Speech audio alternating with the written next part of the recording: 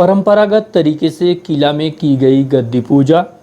विगत वर्षों की भांति इस वर्ष भी रीवा किले में राजशाही अंदाज में बड़े ठाट बाट से विजयदशमी पर गद्दी पूजन का कार्यक्रम किया गया। इस दौरान रीवा रियासत के महाराज पुष्पराज सिंह, युवराज दिव्यराज सिंह के अलावा रीवा रियासत के समस्त इलाकेदार मौजूद रहे। वहीं गद्दी पूजन के पश्चात कोरोना महामारी से बचाव की दिशा में बेहतर कार्य व प्रयास करने वाले मेडिकल कॉलेज के डीन व corona incharge doctor Manoj Indurkar के अलावा पद्मश्री अवार्ड से सम्मानित विंध्य के जाने माने कवि बाबूलाल दाहिया को धान की 200 वैरायटी संरक्षित किए जाने को लेकर सम्मानित किया। रावण वध और दहन का कार्यक्रम भले ही पूरे देश भर में मनाया जाता हो, लेकिन इस त्यौहार को मनाने की परंपरा हर जगह भिन्न भिन्न देखी जाती है। यही परंपराएं अपने आप में उस स्थान क्षेत्र की परंपराओं को विशिष्ट पहचान देती है। इसी में से रीवा में होने वाली गद्दी पूजा अपने आप में एक विशिष्ट स्थान रखती है और जिस तरह की गद्दी पूजा रीवा में होती है उस तरह की पूरी दुनिया में कहीं देखने सुनने को नहीं मिलती है। आपको बताना चाहेंगे कि रीवा में गद्दी पूजन की परंपरा कई वर्षों से चली आ रही है। इस परंपरा का प्रवेश बांधवगढ़ किले से रीवा में 1670 ईस्वी में हुआ था।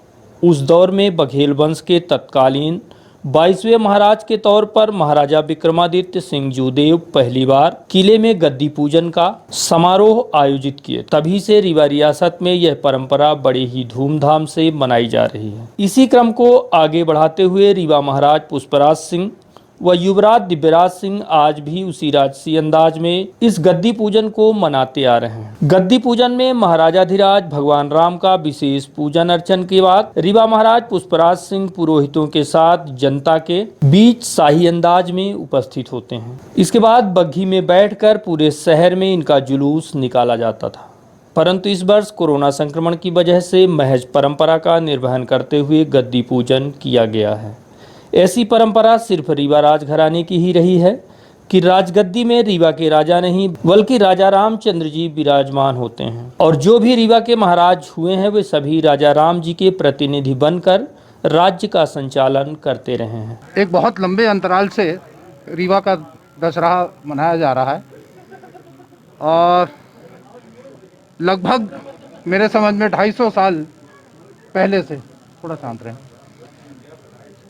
ये पहली बार है कि जिसमें बहुत एक अल्प तरीके से हम मना रहे हैं, अन्यथा बहुत विस्तार और बृहदतापूर्वक यहाँ के लोग सारे जनार्दन, जो जनता है वो जनार्दन है, वो आज जैसे गद्दी पूजा होती है, भगवान राजाधिराज जी की पूजा करने के पश्चात सवारी निकलती है राजाधिराज भगवान की, उसके पीछे सेवक के रूप में हम लोग सब चलते हैं और जाकर विधिवत जहाँ स्थान निर्धारित होता है वहाँ रावण का वध होता है।